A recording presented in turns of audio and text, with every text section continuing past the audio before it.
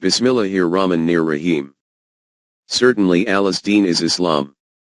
3. 19. What is Islam? Translation of Islam Kiya Hai. What did Allah say? The Quranic perspective. Ghulam Ahmed Parwez 1964. Talui Islam Trust. Registered. 25B, Gulberg 2, Lahore. 15. The permanent values. In the previous chapters, the reality that the structure of deen revolves around the permanent values has become apparent. Or it can be said that deen provides us with those permanent values by which, if life were lived, this life also becomes a life of paradise. Jannat. And the life of the hereafter is assured of success and prosperity. In this chapter, these values are being introduced briefly. Briefly, because to detail them the complete Quran would need to be presented. 15.1 The human self. Among the permanent values, the highest value is the human self itself, therefore this discussion commences with its introduction. As noted in chapter 1, the Quran refers to the human self by calling it nafs and declares it to be divine energy. Though details have already been given in this connection in chapters 1 and 2. It would not be inappropriate if we reiterated some points here so that with this recap the matter becomes clearer and may find a place in the heart. When the Quran, after mentioning the different stages of man's creation, which is related to his body and physical form and which is shared in common with other animals, states, and breathed into him something of his energy. 32. 9. From this it means this very human self for which this link in the stages of the evolutionary process, man, becomes separated and differentiated from its previous stages, completely advanced from the animal life. The Quran states, then we created out of it another creature. 23. 14. Then we made it into a completely new creation is meant by this. The purpose of human life is the nourishment and development of the human self, the procedure for which is taught by deen. Truly he succeeds that purifies it, and he fails that corrupts it. 91. 9-10. Man's every deed, act, affects the human self. Righteous deeds are those from which strength is produced within the self, and evil deeds are those due to which weakness and deterioration ensue in it. By strengthening of the self man can achieve immortality. Nor will they there taste death, except the first death. 44. 56. In this life of paradise, they will not face another death apart from the first death which affects the body. The term divine energy requires some further clarification. There is manifestation of energy everywhere in the universe, but this energy manifests itself through physical cause and effect, or physical laws. This is referred to as energy of matter. Animal bodies also manifest this energy, even the human body. But in the case of man there is another form of energy also which manifests itself in the form of his freedom to choose and intent. This energy is far more powerful than material energy because material energy is subservient to it. In order to differentiate this energy from material energy, Allah has related it as from himself. And by calling it Ruha-Na, my energy, has termed it thus, and this is what is known as the human self. For this we have used the term divine energy. It should be made clear that the human self is not part of the divine self 205. This energy is bestowed by Allah, and to differentiate it from energy of matter 206 it is called divine energy. The human self is the highest permanent value. The remainder of the values become the means for its development, and when strength is developed in it, then these values keep sprouting and rising automatically from it like the rays of the sun. It should be made clear that this does not mean that the human body has no worth or value. According to the Quran, human bodies, i.e., human physical life and its means of sustenance, have their own values which need to be protected, but these values are relative, not permanent. When there is a clash between the interests of physical life and the human self, then for the protection of the interests of the human self, physical life, and its interests should be sacrificed. Details on these aspects will be discussed later. Therefore, the first and fundamental value is the human self. 15.2 Respect for humanity. Since the human self is received by every human child equally, as a consequence every man becomes worthy of respect and dignity purely due to being human. We have honored the children of Adam. 17. 70. Therefore, respect for a human being is a permanent value which cannot be sacrificed under any condition for any interest or aim. As a result of this, all discriminations of caste, creed, race, color, gender etc. are eliminated. Drawing the attention of the whole of mankind, the Quran states, "Who created you from a single life cell?" 4. 1.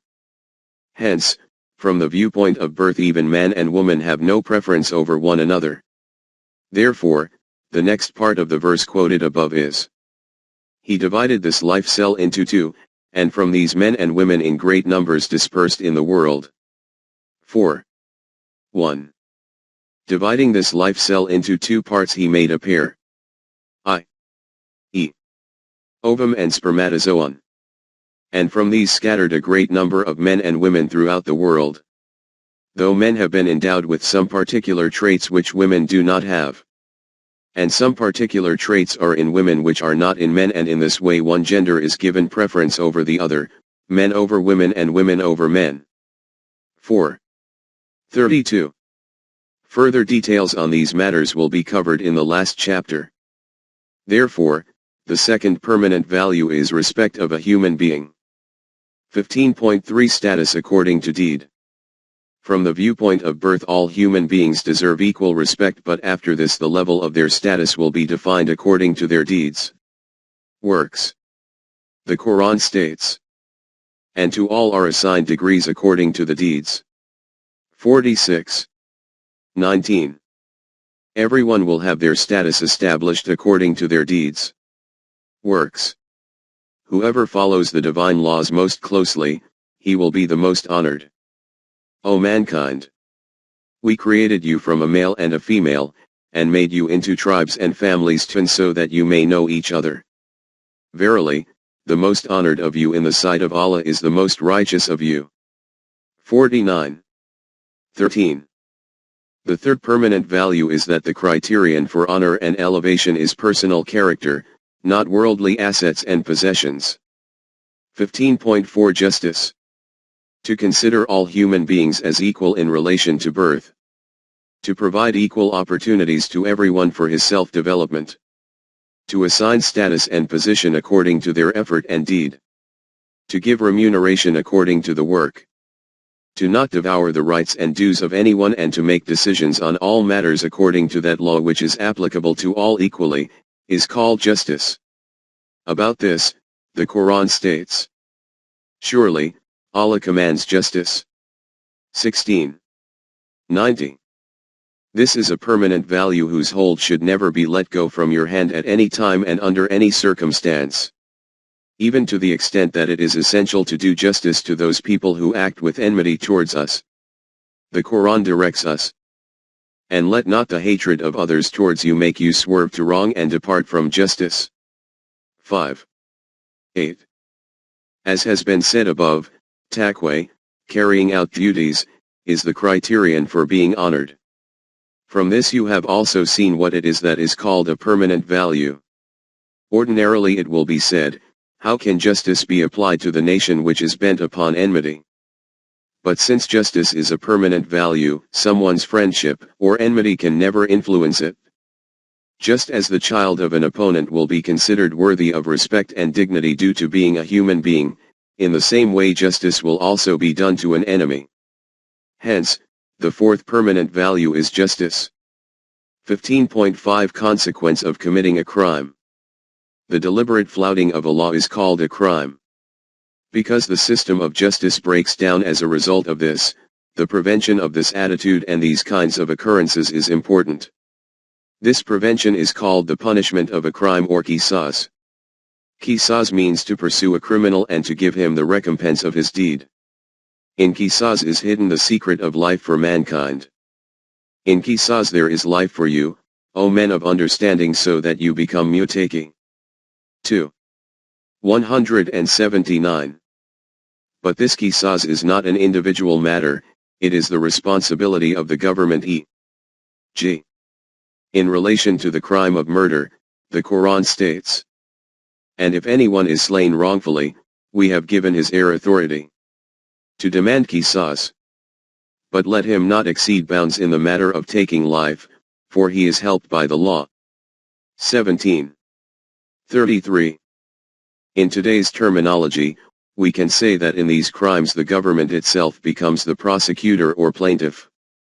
But punishment should always be proportional to the crime and should never be to take revenge. The Quran states, "But those who have earned evil will have a reward of like evil." 10:27. If the criminal repents of his deed and the possibility of reformation is visible in him, then he should be forgiven. In Surah Al-Shura it is stated, "The recompense for an injury is an injury equal thereto in degree. But if a person forgives and makes reconciliation, his reward is due from Allah." System 42. 40. Justice also demands that the punishment for a crime should be received by the criminal. It should not be the case that a crime is committed by one person, whereas the punishment for it is given to another. Every self draws the meat of its own acts on none but itself. 6. 164. Therefore, the law of requital and the demands of justice are one permanent value. 15.6 Responsibility of one will not be borne by another. It is also a requirement of justice that every person takes responsibility for himself. It should not be that responsibility belongs to one person and another person is going around fulfilling it. The Quran states, "No bearer of burdens can bear the burden of another." 6. 164. This principle is so comprehensive that it can be applied to every branch of life. 15.7 Injustice. Doing evil. When justice is such a great value, then it is obvious how flawed evil, which is the opposite of justice, will be. In this regard, not only has the Quran stated that you should not do injustice to anyone, but also that none should have the audacity to do injustice to you or anyone else. Deal not unjustly and you shall not be dealt with unjustly. 2. 279. This is a permanent value or an immutable principle of life, i.e. neither to do evil to someone, nor to allow evil to take place. Or in other words, develop so much power within yourself, in this way creating a system that an unjust and tyrannical individual dare not have the audacity to raise his hand not only against you but even against the weak and feeble. For this, if there is a need to even go to war, i.e. if there is no other option to stop this tyranny of the tyrant except by war, then the Quran permits this. To those against whom war is made, permission is granted to fight, because they are wronged, and verily Allah is most powerful for their aid. 22. 39. Not doing wrong yourself and stopping injustice is a permanent value. 15.8 Ihsan. Restoring balance. You employ a laborer for some work and you pay him according to the amount of work he performs the whole day. This is justice. And give measure and weight with full justice. 6. 152. You should maintain with justice the scales of measurement and weight and never digress from this and commit any excesses. But if you see that the laborer, despite working to his utmost, cannot earn enough to support his family, then it is also incumbent on you that you should compensate for this shortfall. This is called ihsan. The meaning of ihsan is to create balance and beauty, which is indeed the other name for proportion. Therefore, restoring the balance of one whose balance is disturbed is called ihsan. This is also a permanent value. Indeed, Allah commands justice, and the doing of ihsan. 16. 90. Justice demands recompense and retribution i.e. in it what is due to others is paid. But in ihsan there is no question of retribution or payment, therefore the expectation of a return for ihsan is contrary to this permanent value and is a non-Quranic concept. The Quran has stated, "Is there any reward for ihsan other than ihsan?" 55. 60. This means that you corrected the disturbed balance of someone and this balance was restored. i.e. you made an effort to create beauty and beauty was created. Now what more do you expect in return? If you did ihsan to someone with this thought in mind, that in return for it you will receive a greater amount, then this is not ihsan. There is no need to do such an ihsan. Nor expect, in giving, any increase for yourself. 74. 6. The Quran states that your point of view should be this: we feed you for the sake of Allah alone. No reward do we desire from you, nor thanks. 76. 9. Keep this in mind, that after the establishment of the Quranic system, this ihsan, restoring of balance, will be carried out by the system itself, which is responsible for the rabubayat of all members of the society. But until this system is established, this duty will need to be carried out via individuals. Within the system itself, this duty is, in reality, also carried out by individuals but in a collective form and indirectly.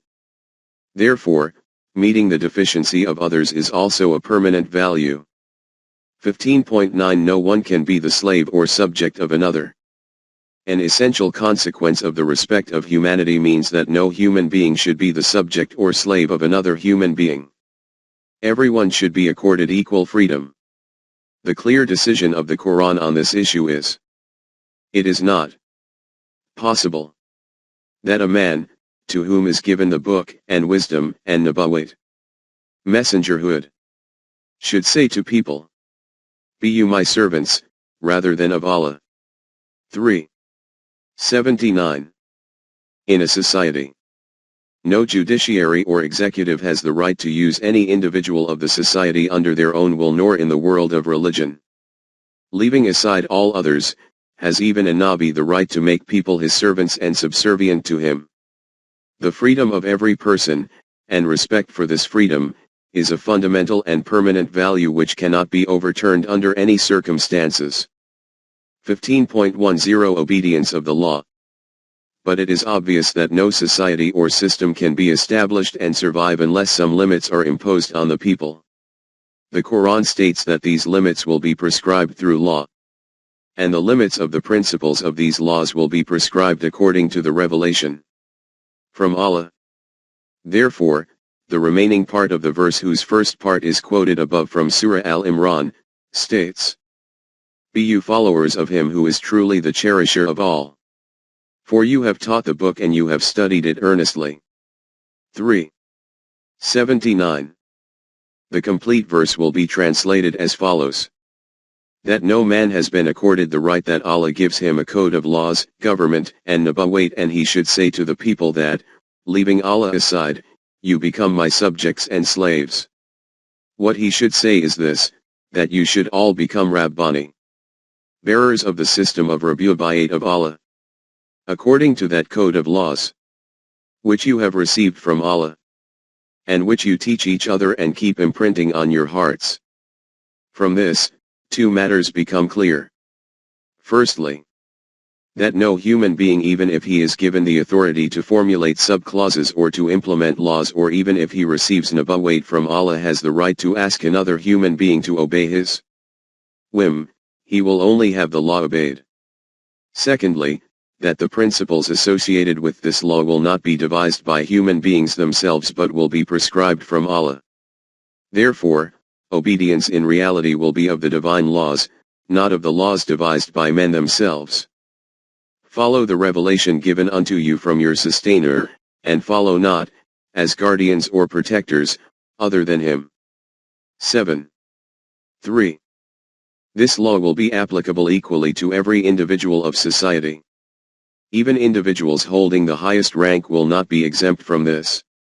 So much so that even the messenger himself, through whom the divine laws are received by mankind, also proclaims this great truth that I follow but that which is revealed to me by inspiration. 46. 9. And similarly, I am the first of those who bow to his will. Divine Laws. 6. 163. This means that the messenger follows this law himself first of all and then asks others to follow it. In this way, no individual is the slave or subject of another individual.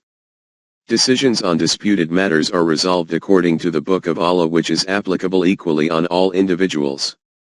The Quran states, if any do fail to judge by the light of what Allah has revealed, they are unbelievers. 5. 44.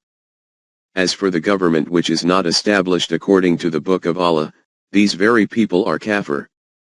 To obey the divine laws and to ask others to follow them is a permanent value. 15.11 Consequence of every deed. Obedience of the law means that no deed of anyone should remain without an outcome. The good result of a good deed should become apparent and punishment for an evil deed should be received. By good deed is meant working according to the divine laws, and by evil deed is meant going against this law. For this purpose, society establishes a system based on police and judiciary. But the arrangement of Allah, who has established the permanent values, is such that no deed of anyone, even if it remains hidden from the police, can remain unaccounted for under any circumstances.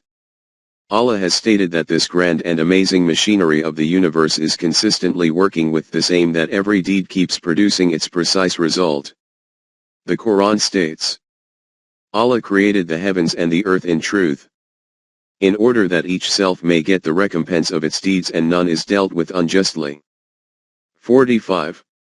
22.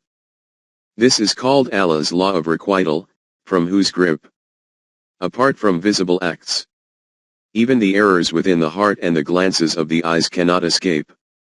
Allah knows of the tricks that deceive with the eyes, and all that the hearts conceal. 40. 19.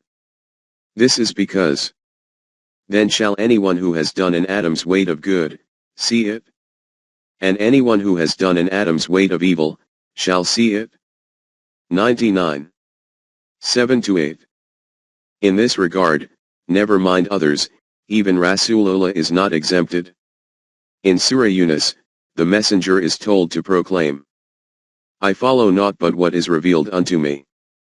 If I were to disobey my sustainer, I should myself fear the penalty of a great day. 10. 15. The grip of Allah's law of requital is very strict. Truly strong is the grip and power of your sustainer. 85. 12. According to this law, it never happens that the deeds of anyone go wasted.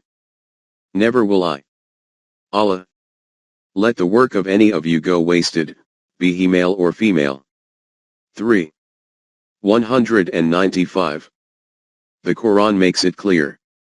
If any do deeds of righteousness, be they male or female, and have iman, they will enter paradise, and not the least injustice will be done to them.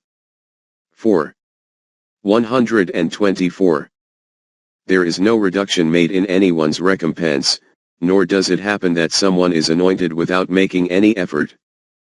That man can have nothing but what he strives for. 53. 39. Therefore, establishing the precise result of every deed is a permanent value. 15.12 Human system of justice. This justice, the result of every deed being precisely established, functions according to the universal system of Allah. As far as the judicial system which is devised by men is concerned, separate permanent values are given for this. For example, never hide hacked truth knowingly, nor conceal the truth when you know. 2. 42. Neither create confusion between haqq and batil, falsehood and cover not truth with falsehood. 2. 42. Evidence should never be concealed. Conceal not evidence. 2. 283. True evidence should be given for the sake of truth, without any consideration for any kind of greed or favor, or hatred of or prejudice against someone for personal benefit or advantage. O you who believe!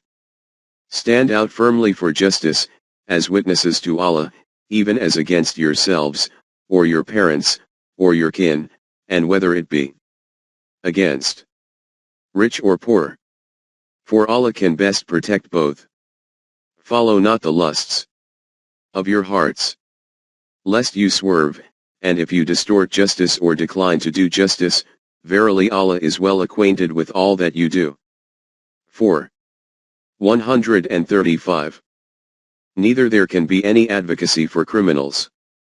So be not used as an advocate by those who betray their trust. 4. 105. Contend not on behalf of such as betray their own self. For Allah loves not one given to perfidy and crime. 4. 107. Neither can one be a supporter of criminals. Moses said to Allah, never shall I be a help to those who are criminals. 28. 17. Hence, establishing a system of justice in the world and providing full support for its functioning and sustainability are permanent values. 15.13 Managing according to the law. It is the duty of every individual in society and of the Quranic society itself to direct everyone to live life according to the divine law and to prevent violation of the law. You are the best of peoples, evolved for mankind, enjoining what is right, forbidding what is wrong. 3. 110. Therefore, establishing such a society is a permanent value. 15.14 Lawlessness should not be spread. Spreading lawlessness or rebelling against the divine law, which is called fasad in Quranic terminology, is a very great crime. In Surah Al-Baqarah it is stated, when he turns his back, his aim everywhere is to spread mischief through the earth. 2. 205. He will first himself turn his back on the constitution and law, and becoming a dictator will force people to obey him with the rod of his whim. And on seeing this the rest of the people will also begin to flout the law, the consequence of which will be that respect for the law will depart from people's hearts. For such people, very severe punishments have been revealed. The punishment of those who wage war against Allah and His Messenger, and strive with might and main for mischief through the land is execution, or crucifixion, or the cutting off of hands and feet from opposite sides, or exile from the land. That is their disgrace in this world, and a heavy punishment is theirs in the hereafter. 5. 33. 15.15 System based on mutual consultation. A righteous system of government in the world has this duty, that it should implement the permanent values within the society. But permanent values are usually in the form of fundamental principles or boundary lines. The practical sub-clauses of these principles have to be worked out by the system of the society itself according to the requirements of every era. The Quran has stated that this task should also not be assigned to one individual but should instead be accomplished through mutual consultation by the representatives of the nation, who conduct their affairs by mutual consultation. 42. 38. So much so that Rasulullah himself is not exempted from this. He is also told this. And consult them in affairs. 3. 159. Therefore, in the system of a nation, mutual consultation is also a permanent value. But this consultation is not the Western democratic system in which every decision made by those who get 51 votes becomes compulsory on those who receive 49 votes.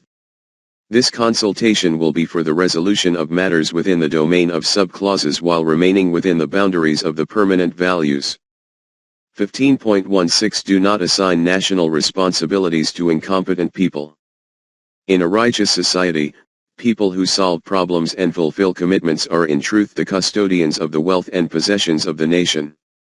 For this it is essential that this custodianship is only handed over to those who are capable of safeguarding it. This should not be put into the possession of incompetent people. The Quran states, Allah does command you to render back your trusts to those to whom they are due. And when you judge between man and man, that you judge with justice. Verily how excellent is the teaching which He gives you. For Allah is He who hears and sees all things. 4. 58. This is also a permanent value. 15.17 Responsibility for sustenance rests on society. One of the basic aims of establishing a society or national system is also in order that the provision of basic necessities of life for all its people should be its responsibility. This means that it is the responsibility of the society to ensure that the basic necessities of life continue to reach every individual. There is no moving creature on earth but its sustenance depends on Allah. 11. 6. The aim of the Quran in stating this is that whichever nation comes into existence to implement the divine laws, that nation takes all those responsibilities on itself which Allah has referred to Himself as His responsibilities. This nation gives a guarantee for this to all the people, declaring, "We provide sustenance, rizq, for you and for them." 6. 151. In the word rizq are included all means of sustenance which are required for both physical development and for the development of human potentials. In Quranic terminology a comprehensive term zakat is used for this, the literal meaning of which is nourishment. The giving of zakat means providing full means of nourishment to the whole of mankind, which is the first and fundamental responsibility of a Quranic society. The Quran states, "They are those who, if we establish them in the land, establish the system of salat and give zakat." 22. 41. Hence the responsibility of rizq for all people is a permanent value for the system of a society which cannot be disregarded under any circumstances. 15.18 Resources and means of rizq. It is necessary for the system which takes such a great responsibility upon itself, that all the means of rizq should be in its possession and under its jurisdiction. This is why, regarding the sources of production, the Quran has stated in clear words that these are created for the good of all of mankind. It is He who has created for you all things that are on earth. 2. 29. This means that it has been created so that all of you can draw benefit from this, not so that a few individuals or some particular group should grab it and sit on it. In another verse it is stated, "It is we who have placed you with authority on earth and provided you therein with means of sustenance." 7. 10. It must remain freely and equally available for all those who are in need, in accordance with the needs of those who seek sustenance. 41. 10. In other words, these resources for nourishment have been created for the needs of the people, therefore its arrangement should be such that no individual becomes deprived of rizq. Hence, keeping the means of sustenance open for the use of the whole of mankind is also a permanent value. 15.19 What is beyond need? Not only is it the case that the means of sustenance and production cannot be made personal property, but it is even the case that whatever one has that is beyond his legitimate needs, that too should be made available for the welfare and development of mankind, so that society can utilize it for this purpose according to need. The Quran states, "They ask you how much they are to spend, say, what is beyond your needs?" 2. 219. Therefore this is also a permanent value. The state of those who believe in the permanent values is such that they will make available possessions and resources which are beyond their needs for the nourishment of others and will not desire any reward in return, not even a thank you. They will tell them, "We feed you for the sake of Allah alone. No reward do we desire from you, nor thanks." 76. 9. 15.20 Rabi'ah by 8. Sustenance. We do this because the nourishment of others. Rabi'ah by 8. is a permanent value in which we have iman, and by doing this our own personality is strengthened. Hence the Quran states, those who spend their substance, seeking to follow Allah's laws, and to strengthen their self. 2. 265. 15.21 Safeguarding chastity. According to the Quran, protection of chastity is also a permanent value. The safeguarding of chastity means that sexual contact between man and woman should only be through the established procedure of nikah, marriage. Other than this form, sexual contact is declared as fornication, going even near which has been forbidden. Nor come nigh to fornication. For it is a shameful deed and an evil, opening the road to other evils. 17. 32. Anyone who commits this act will be punished. 24. 2. Nikah is the name given to the contract of mutual agreement between an adult woman and an adult man. Becoming master of women through force without their agreement cannot be called nikah. The Quran states, this is not halal, not permissible, that you become master of women forcefully. 4. 19. The purpose of nikah is not merely the satisfaction of sexual desire, its meaning is to establish a mutual relationship based on love and affection. The Quran states, He created for you mates from among yourselves, that you may dwell in tranquility with them, and He has put love and mercy between your hearts. Verily in that are signs for those who reflect. 30. 21. If this state no longer exists between a husband and wife, then they can dissolve their nikah, which is called talaq, i.e. divorce. The person for whom nikah is not possible due to his current circumstances should control himself and protect his chastity. The Quran states, let those who find not the wherewithal for marriage keep themselves chaste, until Allah gives them means out of His grace. 24. 33. As a consequence of sexual perversion, weakness occurs in the character traits of individuals. The Quran states, nor commit fornication, and any that does this meets punishment. Decline. 25. 68. If a nation makes fornication common in its society, then after a period of time, according to researchers, after an interval of 3 generations, i.e. approximately 100 years, national decline and ruin sets in. Therefore, the guarding of chastity is also a permanent value, whose hold can never be slackened. 15.22 Mankind is one ummah. Universal brotherhood. It has been noted at the beginning that the birth of all mankind is from a single cell. 4. 1. Which means that from the viewpoint of origin, all human beings belong to one brotherhood and are branches of one tree. Hence, the purpose of life of mankind is to live as one universal brotherhood and as one nation. The Quran states, mankind was but one nation, but differed. Later. 10. 19. The way to make one ummah from the division of mankind into nations and tribes is to have one code of laws for all of them, which is called one world government in today's terminology. The Quran has presented itself as one common code of laws for the whole of humanity. O mankind! There has come to you a direction from your sustainer. 10. 57. Therefore, for the whole of mankind to live as one ummah according to one code of life is also a permanent value. 15.23 What is beneficial for mankind? Confining the works of welfare and benevolence within the sphere of groups, parties, and nations is against the fundamental concept of the permanent values.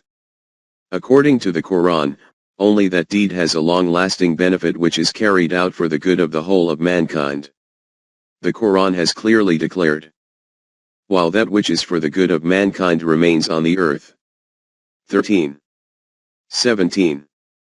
For this, the Quran suggests as a first step that all human beings, without differentiation of color, race, nation, or state, should cooperate in all such matters which are for the prosperity of mankind and should help in following the permanent values, and never assist each other in such matters which lead to weakness and ruin and become a cause for lawlessness among mankind. The Quran states, "Help you one another in righteousness and piety, but help you not one another in crime and rancor." 5. 2. 15.24 Criterion for differentiation.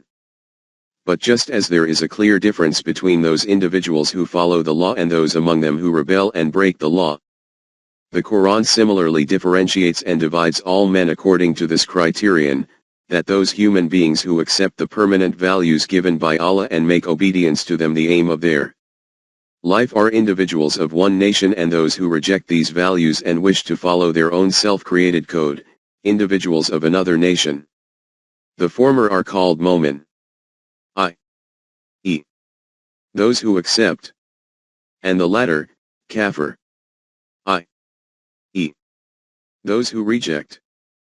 Thus this is the only division of human beings which comes into existence according to the criterion defined by the permanent values. Other than this there is no other criterion for division and differentiation. In modern terminology, this is known as ideology. Therefore, according to the Quran, the criterion for nationality is ideology. The difference in color, race, blood, language, and nation cannot be a cause for differentiation between human beings. This criterion for division is in itself a permanent value. Hence in Surah Al-Taghabun it is stated, "It is He who has created you, and of you are some that are kafir, and some that are momin." 64. 2. 15.25 There is no compulsion in deen. No one can be made to accept the permanent values by force. Acceptance or rejection is the name given to the decision made by the human mind. A decision which is not made willingly and freely cannot even be called the decision of that individual. A decision is only that which is made according to one's own wish. Therefore, in the matter of deen, the code of permanent values, one cannot use coercion. Let there be no compulsion in deen. Truth stands out clear from error. 2. 256. In another verse the Quran states, "Say, the truth is from your sustainer. Let him who will, believe, and let him who will, reject." 18. 29. Whoever accepts haqq will benefit from its pleasant results, and whoever rejects it and follows a different path will be confronted by its destructive effects. No kind of action will be taken against the ones who reject Kafir. Solely for this reason, that why did they reject this path? i.e., leaving Islam, why have they adopted another religion?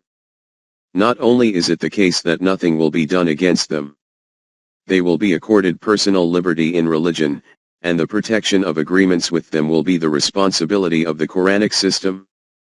In Surah Al-Hajj, the Quran states, "Had not Allah checked one set of people by means of another, there would surely have been pulled down monasteries, churches, synagogues, and mosques, in which the name of Allah is commemorated in abundant measure." 22. 40. Therefore, responsibility for the protection of these places of worship of non-Muslims will belong to the Islamic State.